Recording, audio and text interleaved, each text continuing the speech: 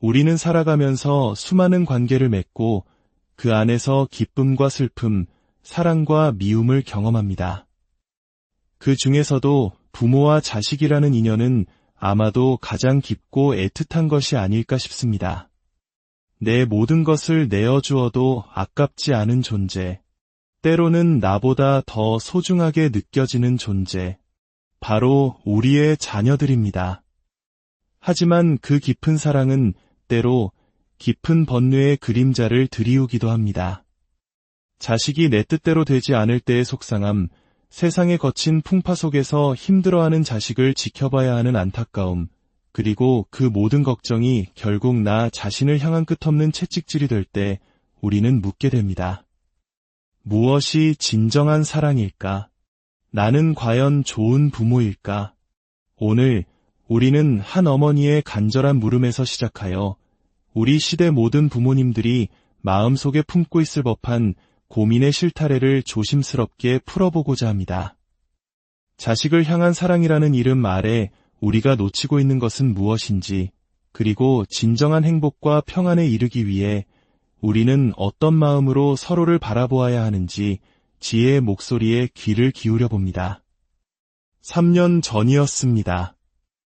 아들 문제로 너무나도 괴로운 나날을 보내던 저에게 한 친구가 조심스럽게 명상 수행을 권했습니다. 그렇게 2년이 되어 3년간의 참회 기도를 얼마 전에야 마쳤습니다. 기도를 시작할 무렵 제 마음을 무겁게 짓누르던 괴로움은 이제 많이 가라앉았고 지금은 제법 평온하고 행복한 마음으로 지내고 있습니다. 제 아들은 올해 29입니다. 중학교 3학년 때부터였을까요? 아이는 학업에 대한 극심한 스트레스를 이기지 못하고 오랜 시간 방황했습니다. 결국 고등학교를 자퇴했고 어렵게 다시 대학에 들어갔지만 그곳에서도 마음을 잡지 못하고 휴학과 복학을 반복했습니다. 그리고 이제 29, 마지막 학기를 겨우 2달 앞두고 있습니다. 다행히 지금은 아들도 마음이 많이 안정된 것처럼 보입니다. 하지만 과거의 상처와 업식이 깊이 쌓인 탓인지 아들은 여전히 스스로를 자책하고 자신감 없는 모습을 보일 때가 많습니다. 2달 후면 졸업과 동시에 취업이라는 더 큰 산을 넘어야 하는데 그 막막한 미래에 대한 불안감이 아이를 짓누르고 있는 것 같습니다. 저는 이제 스펀지가 물을 흡수하듯 아들의 모든 것을 그저 담담하게 지켜봐 주려 노력하고 있습니다. 하지만 문득문득 제 마음속에서 질문이 떠오릅니다. 내가 이렇게 그저 지켜만 보는 것이 과연 옳은 길일까? 혹시 내가 더 해줄 수 있는 혹은 해주어야만 하는 역할이 있는 것은 아닐까? 지금 자식을 바라보는 제 마음은 편안합니다. 예전처럼 불안하거나 초조하지는 않습니다. 하지만 제 마음 한편에는 여전히 염려가 남아 있습니다. 아들이 세상을 너무 부정적으로 바라보는 것 같아서 조금 더 긍정적인 시선으로 세상을 품을 수 있었으면 하는 바람을 놓지 못하고 있습니다. 어머니의 마음은 평온해졌다고 하지만 그 평온함 아래에는 여전히 자식을 향한 바람이 남아 있습니다. 내 아들이 조금 더 긍정적이었으면 하는 그 마음. 하지만 지혜로운 스승은 바로 그 지점을 짚어냅니다. 그것이 바로 우리가 놓아주어야 할 마지막 끈일지도 모른다고 말입니다. 우리 아들이 이랬으면 좋겠다, 저랬으면 좋겠다 하는 그 마음. 바로 그 마음을 지금도 놓지 못하고 있는 것은 아닐까요? 그 마음의 끈을 완전히 놓아주어야 합니다. 요즘 세상에 직장 구하기가 쉽습니까? 어렵습니까? 어렵습니다.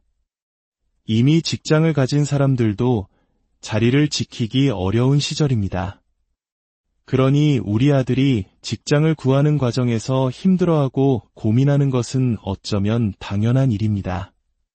어렵게 직장을 구하고 나면 또 결혼 문제로 고민하게 될 것이고, 결혼을 하면 또 아이 문제로, 부부 사이의 문제로 걱정은 끝없이 이어질 겁니다.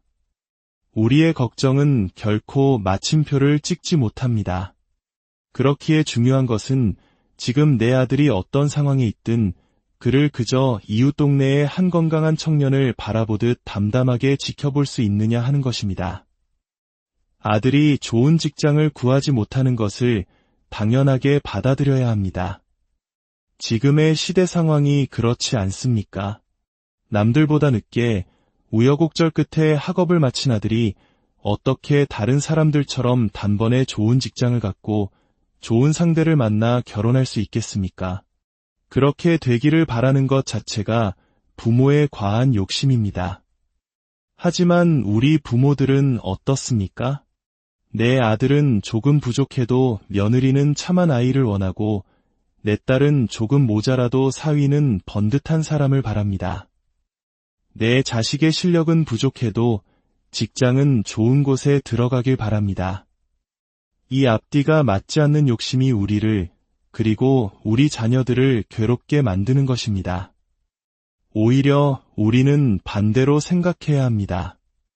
내 아들이 조금 부족한 며느리를 데려와 아이고 저 집에 시집 잘 갔다는 소리를 듣게 해주어야겠다.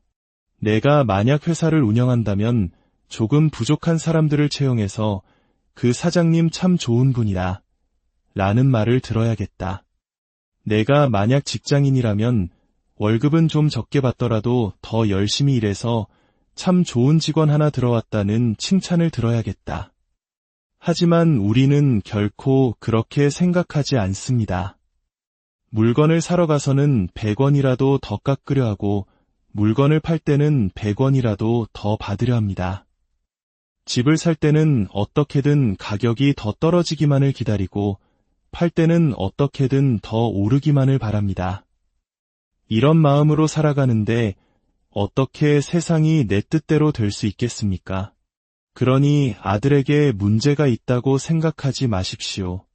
그저 지금의 모습 그대로를 인정하고 감사히 여기십시오. 건강하지 못했다면 얼마나 더 걱정했겠습니까?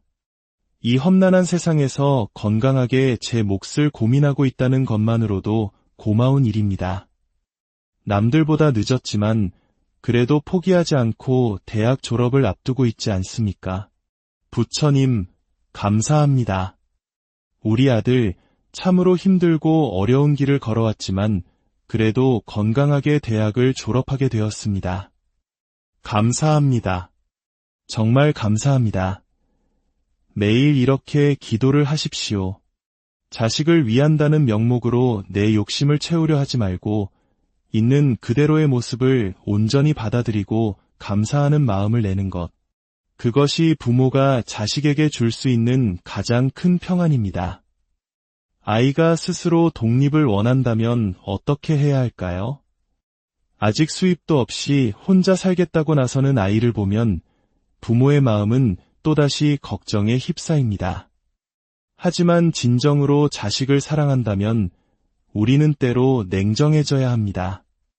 어릴 때는 따뜻하게 돌봐주는 것이 사랑이지만 다 큰 자식에게는 냉정하게 지켜봐주는 것이 사랑입니다. 스스로 넘어지고 스스로 일어설 때까지 기다려줄 수 있는 인내가 필요합니다. 아이가 넘어져 울고불고 악을 써도 달려가 일으켜 세우는 것이 아니라 스스로 일어날 힘을 믿고 지켜봐주는 것. 그것이 진짜 사랑입니다. 부모가 자식에게 물려줄 수 있는 최고의 선물은 자립입니다. 부모가 없어도 홀로 세상을 살아갈 힘을 키워주는 것. 그것이야말로 부모가 줄 수 있는 가장 위대한 사랑의 선물입니다. 우리는 자꾸 돈으로 그 문제를 해결하려 하지만 재산은 하루아침에 사라질 수 있습니다. 하지만 정신이 바로 선 사람은 맨몸으로도 세상에 나가 제 밥벌이를 하고 제 짝을 찾아 가정을 꾸릴 수 있습니다. 결혼하고 이혼하고 다시 새로운 사람을 만나는 모든 과정 속에서 스스로의 길을 찾아갈 힘, 그것을 길러주어야 합니다. 그런데 우리는 어떻습니까? 치마폭에 자식을 싸고 돌며 대학 선택도, 학자금도, 취직도, 결혼 상대도, 집도, 심지어 손주를 돌보는 것까지 모든 것을 대신해 주려 합니다. 그러니 부모는 죽는 순간까지 눈을 감지 못합니다. 내가 없으면 저 아이가 어찌 살까 하는 걱정 때문에 여든의 노부모가 신살된 자식을 보고도 마음을 놓지 못합니다. 진정으로 자식을 사랑한다면 냉정해지십시오. 어디 자식 문제뿐이겠습니까? 다 큰 아들이 사업에 연달아 실패하며 부모와 형제의 돈까지 모두 끌어다 쓰고도 여전히 힘들어할 때 부모의 마음은 찢어집니다. 보다 못해 잔소리라도 하면 아들은 귀를 막고 부모 자식 사이의 정은 멀어져만 갑니다. 이럴 때도 부모는 정을 끊어주어야 합니다. 이제 신을 바라보는 아들이 어머니의 말을 듣겠습니까? 듣지 않습니다. 듣지 않을 말을 자꾸 하면 싸움만 일어날 뿐입니다. 돈은 돈대로 잃고 부모 자식 간의 정마저 잃게 됩니다. 사업은 망하더라도 부모 자식 간의 정은 지켜야 하지 않겠습니까? 그러려면 어떻게 해야 할까요? 간섭하지 않아야 합니다. 나중에 아들이 모든 것을 잃고 돌아오더라도 따뜻한 밥 한 끼는 내어주되 다시 돈을 쥐어주는 어리석음을 반복해서는 안 됩니다. 자식의 삶은 자식의 것입니다. 내 삶은 나의 것입니다. 어릴 때부터 이 경계를 분명히 그어주었다면 자식은 결코 부모에게 손을 벌리지 않습니다. 하지만 늘 어려울 때마다 도와주었기 때문에 자식은 부모가 여든이 되어도 마지막 남은 논 한 떼기라도 팔아주길 기대하는 것입니다. 그리고 그 책임은 결국 그렇게 자식을 키운 나 자신에게 있습니다. 그러니 지금이라도 살림을 따로 내보내고 그저 지켜보십시오. 흥하든 망하든 이제는 스스로 책임질 나이입니다. 내 말 안 듣고 내가 망했다 같은 말은 절대로 해서는 안 됩니다. 사업을 하다 보면 망할 수도 있는 것입니다. 중요한 것은 다시 일어설 수 있다는 믿음을 주는 것입니다. 그리고 형제간의 문제에도 결코 관여하지 마십시오. 다 큰 자식들 사이의 일은 그들 스스로 해결해야 할 몫입니다. 부모가 한쪽 편을 들면 다른 자식과의 인연은 끊어지게 됩니다. 냉정해져야 합니다. 자식들이 부부싸움을 하든 형제끼리 다투든 일체 못 본 척, 못 들은 척하십시오. 그것이 남은 인생 동안 모든 자식과 좋은 관계를 유지하며 살아갈 수 있는 유일한 길입니다. 이번에는 또 다른 어머니의 이야기입니다. 10살, 6살 두 아들을 키우는 엄마입니다. 남에게 피해주기 싫고 점잖게 살고 싶은데 아들이 친구와 다투거나 때려서 다른 엄마에게 비난을 받고 사과해야 하는 현실이 너무나도 싫고 힘겹다고 합니다. 이 이야기를 듣고 우리는 어머니라는 존재의 의미를 다시 한번 깊이 생각하게 됩니다. 엄마가 된다는 것은 무엇일까요? 아이가 젖을 달라 하면 내 몸의 진액을 뽑아 먹여야 하고 밥상머리에서 똥을 싸도 먹던 밥숟가락을 놓고 치워야 합니다. 한밤중에도 아이가 보채면 일어나 기저귀를 갈아주어야 합니다. 아이가 아프면 차라리 내가 대신 아팠으면 좋겠다고, 아이가 잘못을 저질러 감옥에 가게 되면 차라리 내가 대신 감옥에 가겠다고 마음먹는 존재. 아이를 위해서라면 내 목숨까지도 버릴 수 있는 존재가 바로 엄마입니다. 그런데 이웃집 엄마에게 비난 좀 받는 것이 힘들다고 하소연하는 것은 아직 엄마가 될 준비가 되지 않았다는 뜻입니다. 아이로 인해 얻을 덕만 생각하고 아이로 인해 치러야 할 희생은 피하고 싶은 이기적인 마음입니다. 이런 엄마 밑에서 자란 아이는 진정한 사랑을 느끼지 못하고 마음이 불안하고 사람을 믿지 못하게 됩니다. 정신을 차리고 진정한 엄마가 되어야 합니다. 이웃집 아주머니가 와서 비난을 하면 내 아이를 대신해 죄송합니다. 라고 고개 숙여 사과하고 그 비난을 감내해야 합니다. 아이가 사고를 쳐서 손해배상을 해야 하면 기꺼이 내 지갑을 열어 배상해야 합니다. 그것이 엄마가 해야 할 일입니다. 아이들은 싸우면서 큽니다. 그것이 비록 잘한 일은 아닐지라도 아이들의 세상에서는 지극히 자연스러운 성장 과정의 일부입니다. 그 사실을 먼저 받아들이십시오. 그리고 아이를 위해 나를 희생할 준비를 하십시오. 이웃의 비난은 기꺼이 받아주되 아이의 잘못된 버릇은 단호하게 가르쳐야 합니다.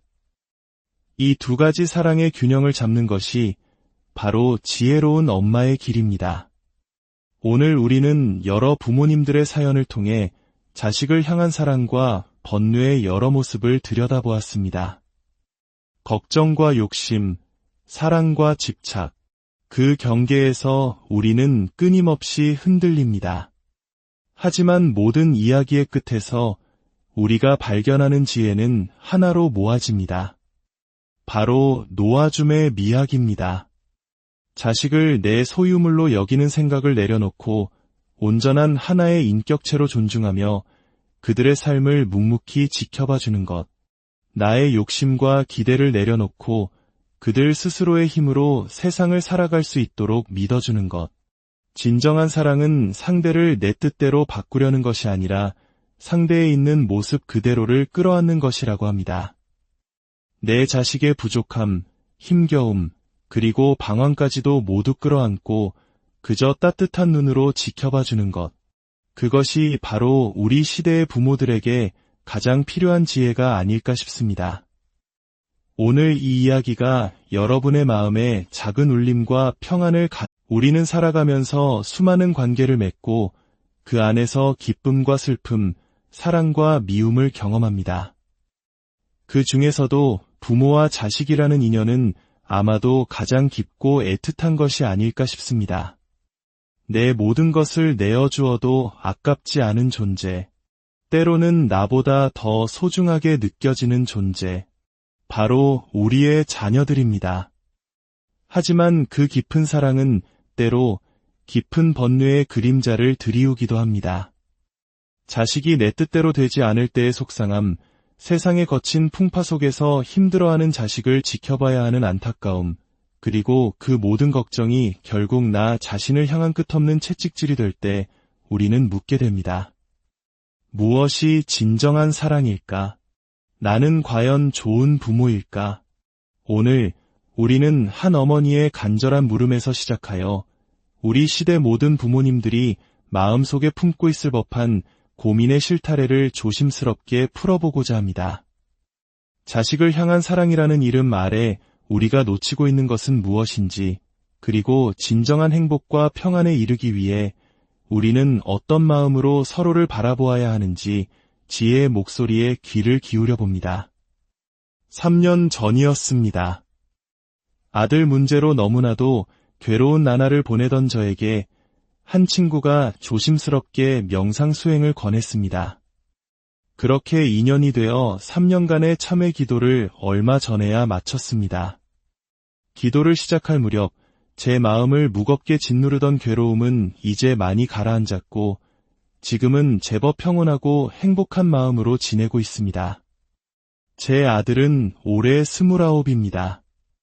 중학교 3학년 때부터였을까요? 아이는 학업에 대한 극심한 스트레스를 이기지 못하고 오랜 시간 방황했습니다. 결국 고등학교를 자퇴했고 어렵게 다시 대학에 들어갔지만 그곳에서도 마음을 잡지 못하고 휴학과 복학을 반복했습니다. 그리고 이제 29, 마지막 학기를 겨우 2달 앞두고 있습니다. 다행히 지금은 아들도 마음이 많이 안정된 것처럼 보입니다. 하지만 과거의 상처와 업식이 깊이 쌓인 탓인지 아들은 여전히 스스로를 자책하고 자신감 없는 모습을 보일 때가 많습니다. 2달 후면 졸업과 동시에 취업이라는 더 큰 산을 넘어야 하는데 그 막막한 미래에 대한 불안감이 아이를 짓누르고 있는 것 같습니다. 저는 이제 스펀지가 물을 흡수하듯 아들의 모든 것을 그저 담담하게 지켜봐 주려 노력하고 있습니다.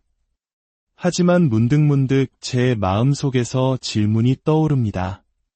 내가 이렇게 그저 지켜만 보는 것이 과연 옳은 길일까? 혹시 내가 더 해줄 수 있는 혹은 해주어야만 하는 역할이 있는 것은 아닐까? 지금 자식을 바라보는 제 마음은 편안합니다. 예전처럼 불안하거나 초조하지는 않습니다. 하지만 제 마음 한편에는 여전히 염려가 남아 있습니다. 아들이 세상을 너무 부정적으로 바라보는 것 같아서 조금 더 긍정적인 시선으로 세상을 품을 수 있었으면 하는 바람을 놓지 못하고 있습니다. 어머니의 마음은 평온해졌다고 하지만 그 평온함 아래에는 여전히 자식을 향한 바람이 남아 있습니다. 내 아들이 조금 더 긍정적이었으면 하는 그 마음. 하지만 지혜로운 스승은 바로 그 지점을 짚어냅니다. 그것이 바로 우리가 놓아주어야 할 마지막 끈일지도 모른다고 말입니다. 우리 아들이 이랬으면 좋겠다, 저랬으면 좋겠다 하는 그 마음. 바로 그 마음을 지금도 놓지 못하고 있는 것은 아닐까요? 그 마음의 끈을 완전히 놓아주어야 합니다. 요즘 세상에 직장 구하기가 쉽습니까? 어렵습니까? 어렵습니다. 이미 직장을 가진 사람들도 자리를 지키기 어려운 시절입니다. 그러니 우리 아들이 직장을 구하는 과정에서 힘들어하고 고민하는 것은 어쩌면 당연한 일입니다.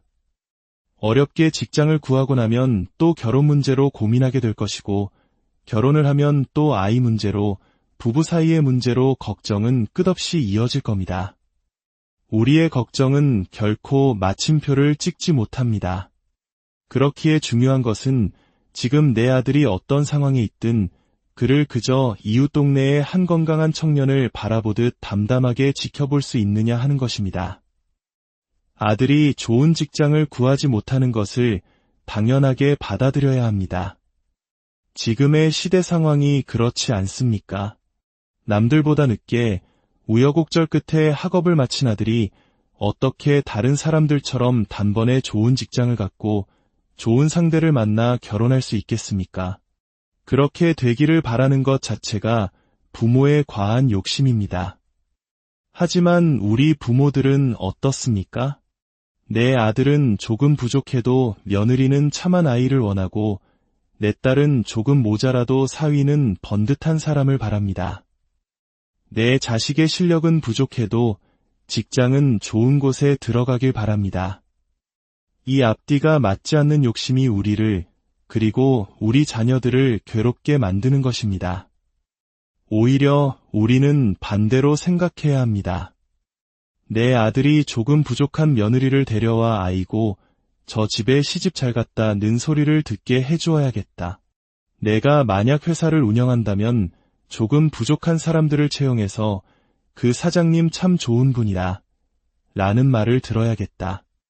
내가 만약 직장인이라면 월급은 좀 적게 받더라도 더 열심히 일해서 참 좋은 직원 하나 들어왔다는 칭찬을 들어야겠다. 하지만 우리는 결코 그렇게 생각하지 않습니다. 물건을 사러 가서는 100원이라도 더 깎으려 하고 물건을 팔 때는 100원이라도 더 받으려 합니다. 집을 살 때는 어떻게든 가격이 더 떨어지기만을 기다리고 팔 때는 어떻게든 더 오르기만을 바랍니다. 이런 마음으로 살아가는데 어떻게 세상이 내 뜻대로 될 수 있겠습니까? 그러니 아들에게 문제가 있다고 생각하지 마십시오. 그저 지금의 모습 그대로를 인정하고 감사히 여기십시오. 건강하지 못했다면 얼마나 더 걱정했겠습니까? 이 험난한 세상에서 건강하게 제 몫을 고민하고 있다는 것만으로도 고마운 일입니다.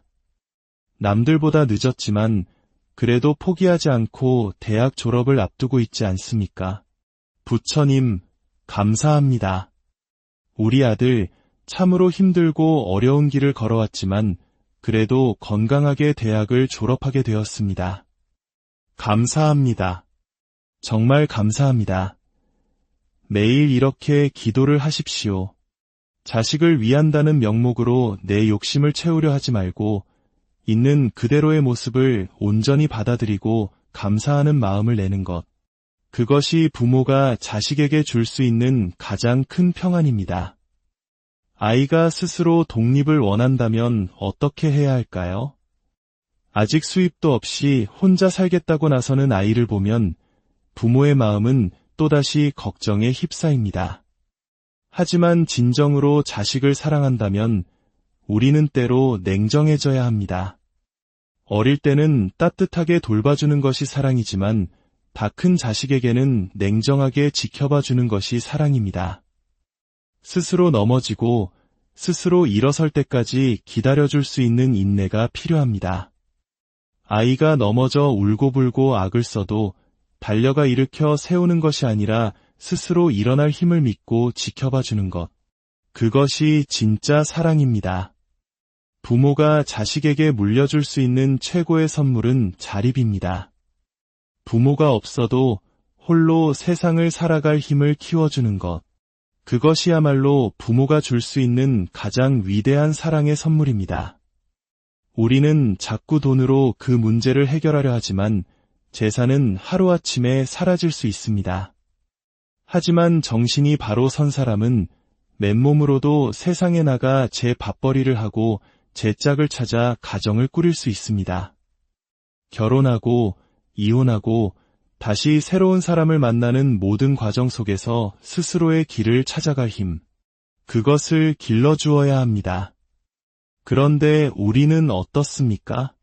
치마폭에 자식을 싸고 돌며 대학 선택도, 학자금도, 취직도, 결혼 상대도, 집도, 심지어 손주를 돌보는 것까지 모든 것을 대신해 주려 합니다.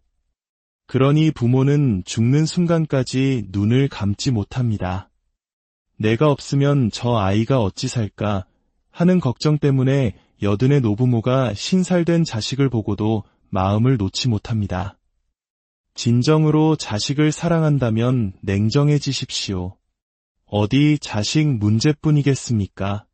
다 큰 아들이 사업에 연달아 실패하며 부모와 형제의 돈까지 모두 끌어다 쓰고도 여전히 힘들어할 때 부모의 마음은 찢어집니다. 보다 못해 잔소리라도 하면 아들은 귀를 막고 부모 자식 사이의 정은 멀어져만 갑니다. 이럴 때도 부모는 정을 끊어주어야 합니다. 이제 신을 바라보는 아들이 어머니의 말을 듣겠습니까? 듣지 않습니다. 듣지 않을 말을 자꾸 하면 싸움만 일어날 뿐입니다. 돈은 돈대로 잃고 부모 자식 간의 정마저 잃게 됩니다. 사업은 망하더라도 부모 자식 간의 정은 지켜야 하지 않겠습니까? 그러려면 어떻게 해야 할까요? 간섭하지 않아야 합니다. 나중에 아들이 모든 것을 잃고 돌아오더라도 따뜻한 밥 한 끼는 내어주되 다시 돈을 쥐어주는 어리석음을 반복해서는 안 됩니다. 자식의 삶은 자식의 것입니다. 내 삶은 나의 것입니다. 어릴 때부터 이 경계를 분명히 그어주었다면 자식은 결코 부모에게 손을 벌리지 않습니다. 하지만 늘 어려울 때마다 도와주었기 때문에 자식은 부모가 여든이 되어도 마지막 남은 논 한 떼기라도 팔아주길 기대하는 것입니다. 그리고 그 책임은 결국 그렇게 자식을 키운 나 자신에게 있습니다. 그러니 지금이라도 살림을 따로 내보내고 그저 지켜보십시오. 흥하든 망하든 이제는 스스로 책임질 나이입니다. 내 말 안 듣고 내가 망했다 같은 말은 절대로 해서는 안 됩니다. 사업을 하다 보면 망할 수도 있는 것입니다. 중요한 것은 다시 일어설 수 있다는 믿음을 주는 것입니다. 그리고 형제 간의 문제에도 결코 관여하지 마십시오. 다 큰 자식들 사이의 일은 그들 스스로 해결해야 할 몫입니다. 부모가 한쪽 편을 들면 다른 자식과의 인연은 끊어지게 됩니다. 냉정해져야 합니다. 자식들이 부부싸움을 하든 형제끼리 다투든 일체 못 본 척, 못 들은 척하십시오. 그것이 남은 인생 동안 모든 자식과 좋은 관계를 유지하며 살아갈 수 있는 유일한 길입니다. 이번에는 또 다른 어머니의 이야기입니다. 10살, 6살 두 아들을 키우는 엄마입니다. 남에게 피해주기 싫고 점잖게 살고 싶은데 아들이 친구와 다투거나 때려서 다른 엄마에게 비난을 받고 사과해야 하는 현실이 너무나도 싫고 힘겹다고 합니다. 이 이야기를 듣고 우리는 어머니라는 존재의 의미를 다시 한번 깊이 생각하게 됩니다. 엄마가 된다는 것은 무엇일까요? 아이가 젖을 달라 하면 내 몸에 진액을 뽑아 먹여야 하고 밥상머리에서 똥을 싸도 먹던 밥숟가락을 놓고 치워야 합니다. 한밤중에도 아이가 보채면 일어나 기저귀를 갈아주어야 합니다. 아이가 아프면 차라리 내가 대신 아팠으면 좋겠다고, 아이가 잘못을 저질러 감옥에 가게 되면 차라리 내가 대신 감옥에 가겠다고 마음먹는 존재. 아이를 위해서라면 내 목숨까지도 버릴 수 있는 존재가 바로 엄마입니다. 그런데 이웃집 엄마에게 비난 좀 받는 것이 힘들다고 하소연하는 것은 아직 엄마가 될 준비가 되지 않았다는 뜻입니다. 아이로 인해 얻을 덕만 생각하고 아이로 인해 치러야 할 희생은 피하고 싶은 이기적인 마음입니다. 이런 엄마 밑에서 자란 아이는 진정한 사랑을 느끼지 못하고 마음이 불안하고 사람을 믿지 못하게 됩니다. 정신을 차리고 진정한 엄마가 되어야 합니다. 이웃집 아주머니가 와서 비난을 하면 내 아이를 대신해 죄송합니다. 라고 고개 숙여 사과하고 그 비난을 감내해야 합니다. 아이가 사고를 쳐서 손해배상을 해야 하면 기꺼이 내 지갑을 열어 배상해야 합니다. 그것이 엄마가 해야 할 일입니다. 아이들은 싸우면서 큽니다. 그것이 비록 잘한 일은 아닐지라도 아이들의 세상에서는 지극히 자연스러운 성장 과정의 일부입니다. 그 사실을 먼저 받아들이십시오. 그리고 아이를 위해 나를 희생할 준비를 하십시오. 이웃의 비난은 기꺼이 받아주되 아이의 잘못된 버릇은 단호하게 가르쳐야 합니다. 이 두 가지 사랑의 균형을 잡는 것이 바로 지혜로운 엄마의 길입니다. 오늘 우리는 여러 부모님들의 사연을 통해 자식을 향한 사랑과 번뇌의 여러 모습을 들여다보았습니다. 걱정과 욕심, 사랑과 집착, 그 경계에서 우리는 끊임없이 흔들립니다. 하지만 모든 이야기의 끝에서 우리가 발견하는 지혜는 하나로 모아집니다. 바로 놓아줌의 미학입니다. 자식을 내 소유물로 여기는 생각을 내려놓고 온전한 하나의 인격체로 존중하며 그들의 삶을 묵묵히 지켜봐주는 것. 나의 욕심과 기대를 내려놓고 그들 스스로의 힘으로 세상을 살아갈 수 있도록 믿어주는 것. 진정한 사랑은 상대를 내 뜻대로 바꾸려는 것이 아니라 상대에 있는 모습 그대로를 끌어안는 것이라고 합니다. 내 자식의 부족함, 힘겨움, 그리고 방황까지도 모두 끌어안고 그저 따뜻한 눈으로 지켜봐주는 것. 그것이 바로 우리 시대의 부모들에게 가장 필요한 지혜가 아닐까 싶습니다. 오늘 이 이야기가 여러분의 마음에 작은 울림과 평안을 우리는 살아가면서 수많은 관계를 맺고 그 안에서 기쁨과 슬픔, 사랑과 미움을 경험합니다. 그 중에서도 부모와 자식이라는 인연은 아마도 가장 깊고 애틋한 것이 아닐까 싶습니다. 내 모든 것을 내어주어도 아깝지 않은 존재, 때로는 나보다 더 소중하게 느껴지는 존재, 바로 우리의 자녀들입니다.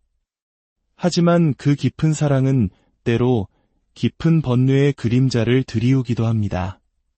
자식이 내 뜻대로 되지 않을 때의 속상함, 세상의 거친 풍파 속에서 힘들어하는 자식을 지켜봐야 하는 안타까움, 그리고 그 모든 걱정이 결국 나 자신을 향한 끝없는 채찍질이 될 때 우리는 묻게 됩니다. 무엇이 진정한 사랑일까?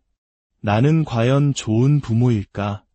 오늘 우리는 한 어머니의 간절한 물음에서 시작하여 우리 시대 모든 부모님들이 마음속에 품고 있을 법한 고민의 실타래를 조심스럽게 풀어보고자 합니다. 자식을 향한 사랑이라는 이름 아래 우리가 놓치고 있는 것은 무엇인지, 그리고 진정한 행복과 평안에 이르기 위해 우리는 어떤 마음으로 서로를 바라보아야 하는지 지혜의 목소리에 귀를 기울여 봅니다. 3년 전이었습니다. 아들 문제로 너무나도 괴로운 나날을 보내던 저에게 한 친구가 조심스럽게 명상 수행을 권했습니다. 그렇게 2년이 되어 3년간의 참회 기도를 얼마 전에야 마쳤습니다. 기도를 시작할 무렵 제 마음을 무겁게 짓누르던 괴로움은 이제 많이 가라앉았고 지금은 제법 평온하고 행복한 마음으로 지내고 있습니다. 제 아들은 올해 29입니다. 중학교 3학년 때부터였을까요? 아이는 학업에 대한 극심한 스트레스를 이기지 못하고 오랜 시간 방황했습니다. 결국 고등학교를 자퇴했고 어렵게 다시 대학에 들어갔지만 그곳에서도 마음을 잡지 못하고 휴학과 복학을 반복했습니다. 그리고 이제 29, 마지막 학기를 겨우 2달 앞두고 있습니다. 다행히 지금은 아들도 마음이 많이 안정된 것처럼 보입니다. 하지만 과거의 상처와 업식이 깊이 쌓인 탓인지 아들은 여전히 스스로를 자책하고 자신감 없는 모습을 보일 때가 많습니다. 2달 후면 졸업과 동시에 취업이라는 더 큰 산을 넘어야 하는데 그 막막한 미래에 대한 불안감이 아이를 짓누르고 있는 것 같습니다. 저는 이제 스펀지가 물을 흡수하듯 아들의 모든 것을 그저 담담하게 지켜봐 주려 노력하고 있습니다. 하지만 문득문득 제 마음속에서 질문이 떠오릅니다. 내가 이렇게 그저 지켜만 보는 것이 과연 옳은 길일까? 혹시 내가 더 해줄 수 있는 혹은 해주어야만 하는 역할이 있는 것은 아닐까? 지금 자식을 바라보는 제 마음은 편안합니다. 예전처럼 불안하거나 초조하지는 않습니다. 하지만 제 마음 한편에는 여전히 염려가 남아 있습니다. 아들이 세상을 너무 부정적으로 바라보는 것 같아서 조금 더 긍정적인 시선으로 세상을 품을 수 있었으면 하는 바람을 놓지 못하고 있습니다. 어머니의 마음은 평온해졌다고 하지만 그 평온함 아래에는 여전히 자식을 향한 바람이 남아 있습니다. 내 아들이 조금 더 긍정적이었으면 하는 그 마음. 하지만 지혜로운 스승은 바로 그 지점을 짚어냅니다. 그것이 바로 우리가 놓아주어야 할 마지막 끈일지도 모른다고 말입니다. 우리 아들이 이랬으면 좋겠다, 저랬으면 좋겠다 하는 그 마음. 바로 그 마음을 지금도 놓지 못하고 있는 것은 아닐까요? 그 마음의 끈을 완전히 놓아주어야 합니다. 요즘 세상에 직장 구하기가 쉽습니까? 어렵습니까? 어렵습니다. 이미 직장을 가진 사람들도 자리를 지키기 어려운 시절입니다. 그러니 우리 아들이 직장을 구하는 과정에서 힘들어하고 고민하는 것은 어쩌면 당연한 일입니다. 어렵게 직장을 구하고 나면 또 결혼 문제로 고민하게 될 것이고, 결혼을 하면 또 아이 문제로, 부부 사이의 문제로 걱정은 끝없이 이어질 겁니다. 우리의 걱정은 결코 마침표를 찍지 못합니다. 그렇기에 중요한 것은 지금 내 아들이 어떤 상황에 있든 그를 그저 이웃 동네의 한 건강한 청년을 바라보듯 담담하게 지켜볼 수 있느냐 하는 것입니다. 아들이 좋은 직장을 구하지 못하는 것을 당연하게 받아들여야 합니다. 지금의 시대 상황이 그렇지 않습니까? 남들보다 늦게 우여곡절 끝에 학업을 마친 아들이 어떻게 다른 사람들처럼 단번에 좋은 직장을 갖고 좋은 상대를 만나 결혼할 수 있겠습니까? 그렇게 되기를 바라는 것 자체가 부모의 과한 욕심입니다. 하지만 우리 부모들은 어떻습니까? 내 아들은 조금 부족해도 며느리는 참한 아이를 원하고 내 딸은 조금 모자라도 사위는 번듯한 사람을 바랍니다. 내 자식의 실력은 부족해도 직장은 좋은 곳에 들어가길 바랍니다. 이 앞뒤가 맞지 않는 욕심이 우리를, 그리고 우리 자녀들을 괴롭게 만드는 것입니다.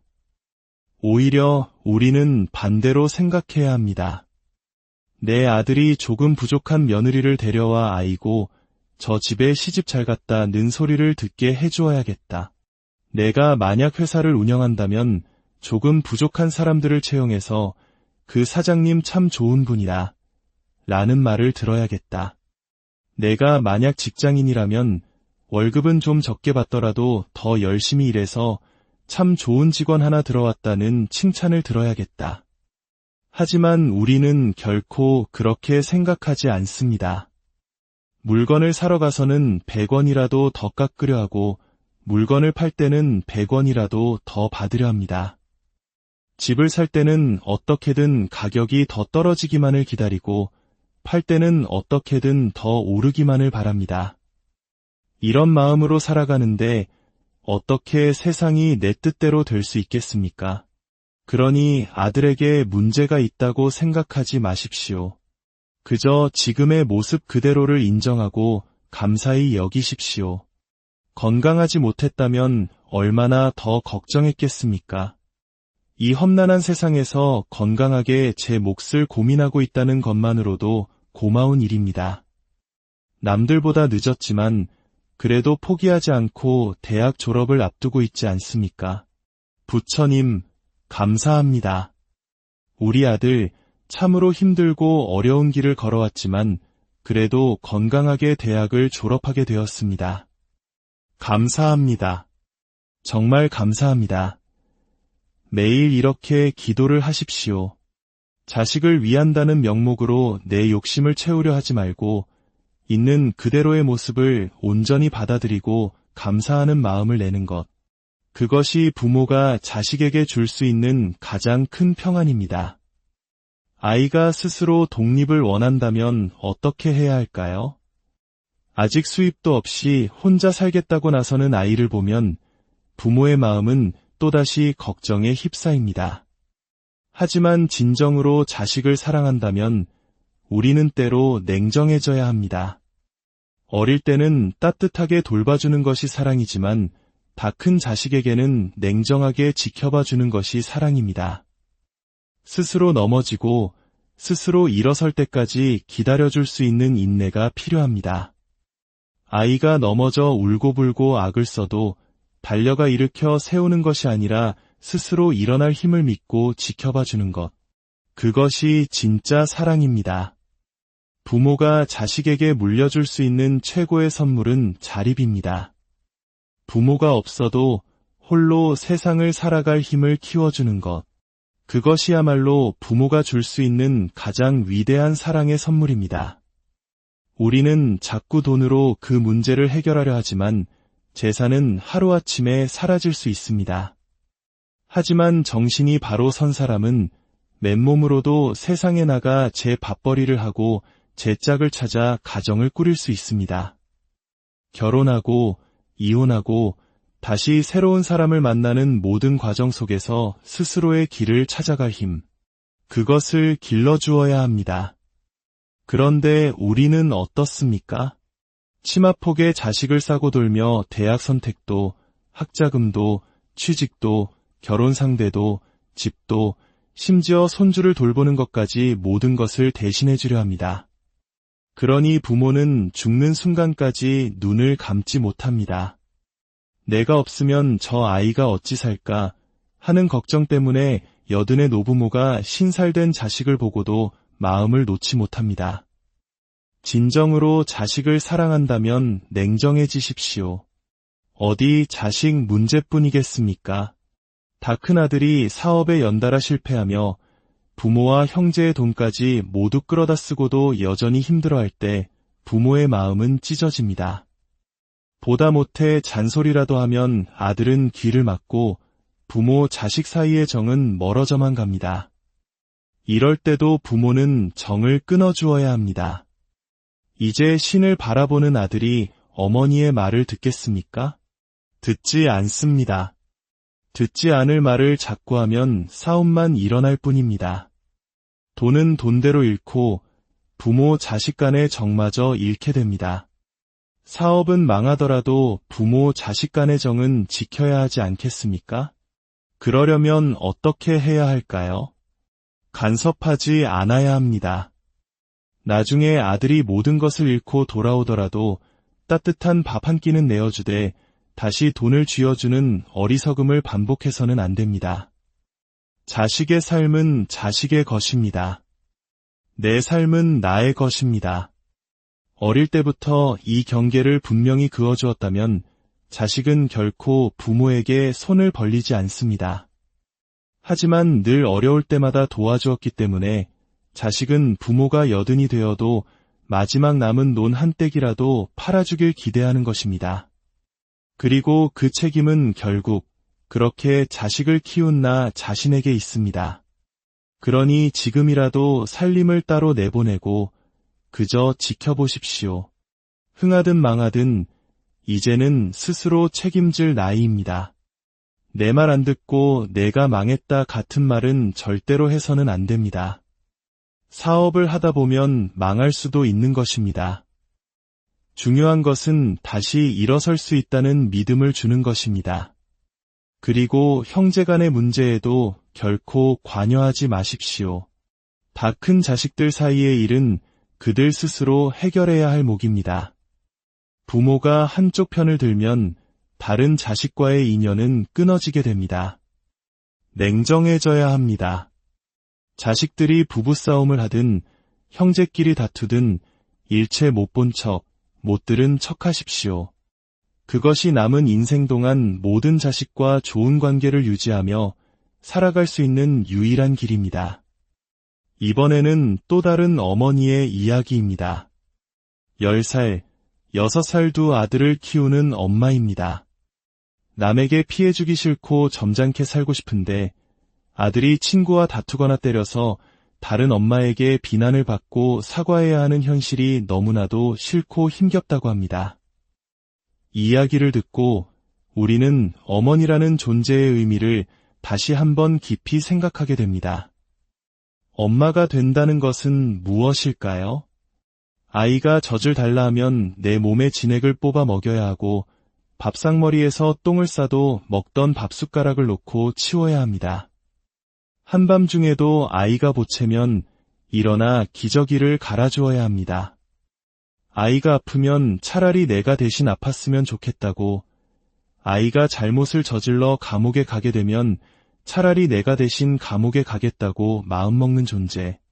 아이를 위해서라면 내 목숨까지도 버릴 수 있는 존재가 바로 엄마입니다. 그런데 이웃집 엄마에게 비난 좀 받는 것이 힘들다고 하소연하는 것은 아직 엄마가 될 준비가 되지 않았다는 뜻입니다. 아이로 인해 얻을 덕만 생각하고 아이로 인해 치러야 할 희생은 피하고 싶은 이기적인 마음입니다.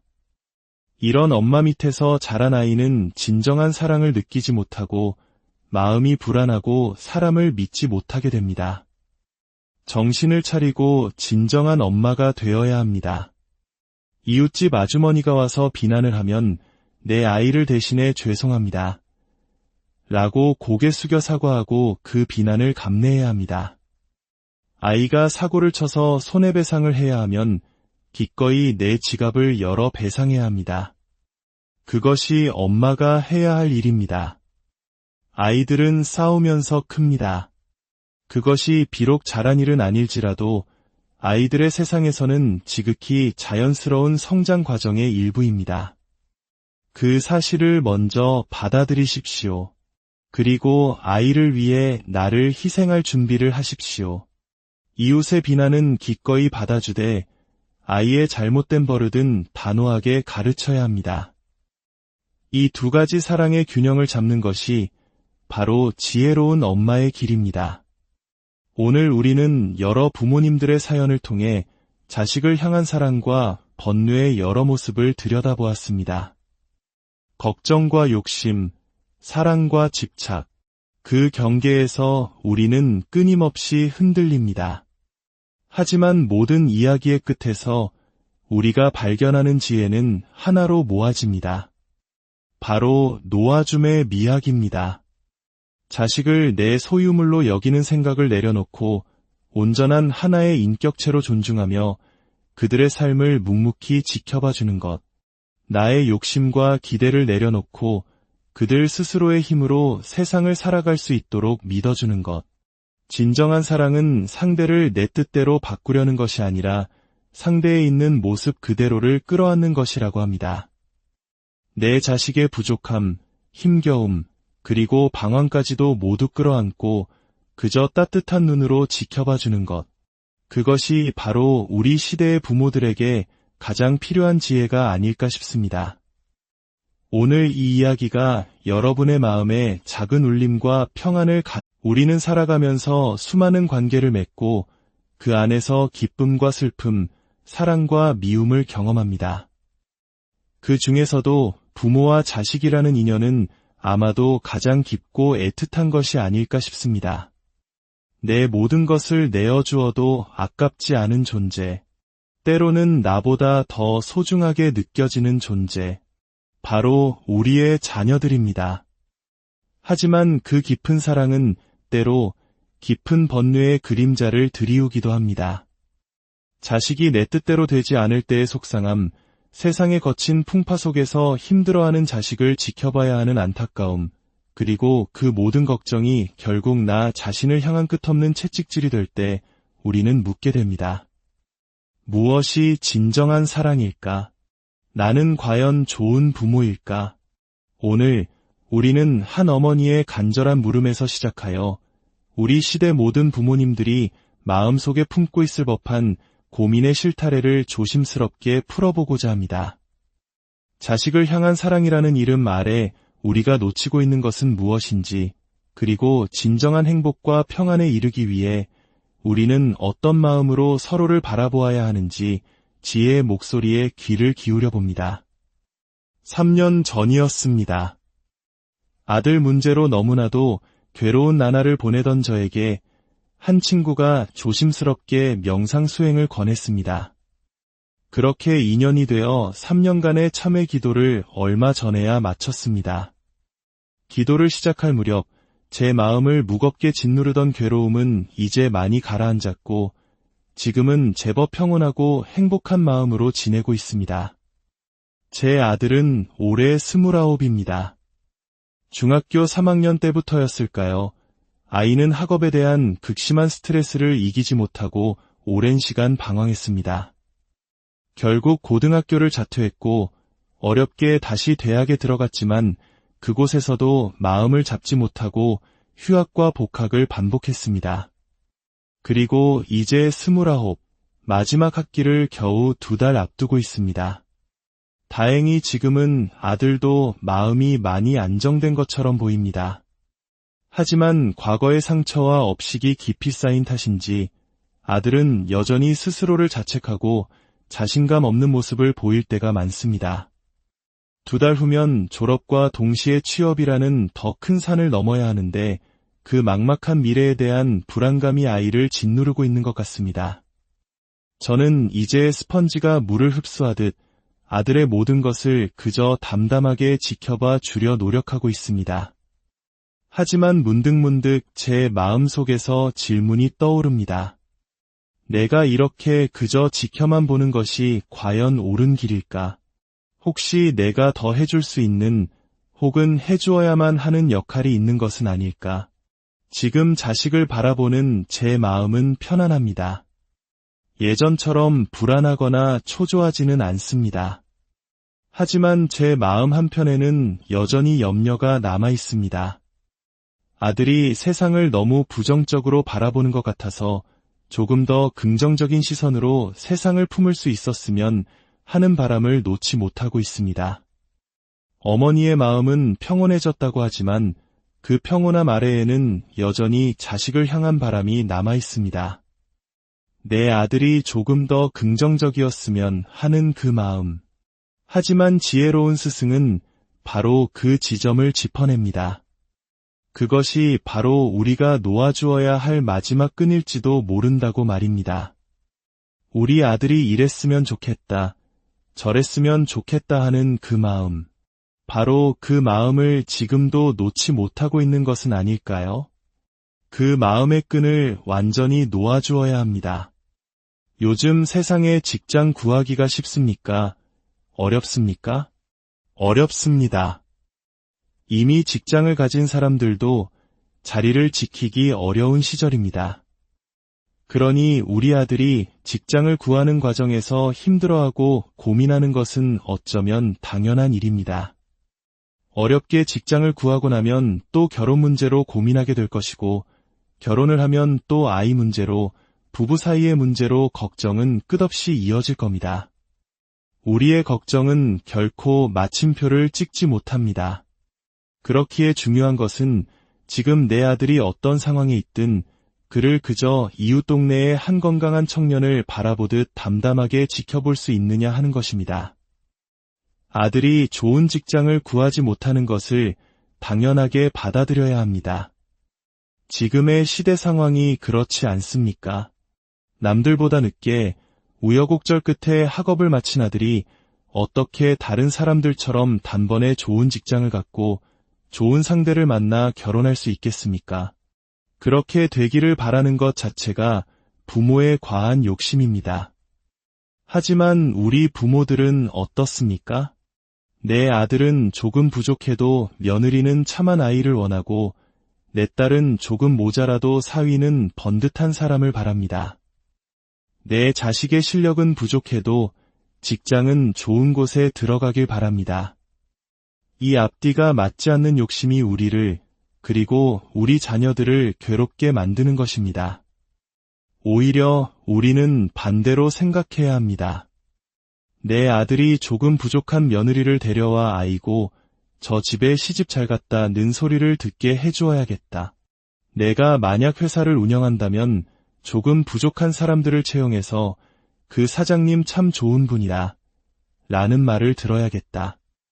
내가 만약 직장인이라면 월급은 좀 적게 받더라도 더 열심히 일해서 참 좋은 직원 하나 들어왔다는 칭찬을 들어야겠다. 하지만 우리는 결코 그렇게 생각하지 않습니다. 물건을 사러 가서는 100원이라도 더 깎으려 하고 물건을 팔 때는 100원이라도 더 받으려 합니다. 집을 살 때는 어떻게든 가격이 더 떨어지기만을 기다리고 팔 때는 어떻게든 더 오르기만을 바랍니다. 이런 마음으로 살아가는데 어떻게 세상이 내 뜻대로 될 수 있겠습니까? 그러니 아들에게 문제가 있다고 생각하지 마십시오. 그저 지금의 모습 그대로를 인정하고 감사히 여기십시오. 건강하지 못했다면 얼마나 더 걱정했겠습니까? 이 험난한 세상에서 건강하게 제 몫을 고민하고 있다는 것만으로도 고마운 일입니다. 남들보다 늦었지만 그래도 포기하지 않고 대학 졸업을 앞두고 있지 않습니까? 부처님, 감사합니다. 우리 아들 참으로 힘들고 어려운 길을 걸어왔지만 그래도 건강하게 대학을 졸업하게 되었습니다. 감사합니다. 정말 감사합니다. 매일 이렇게 기도를 하십시오.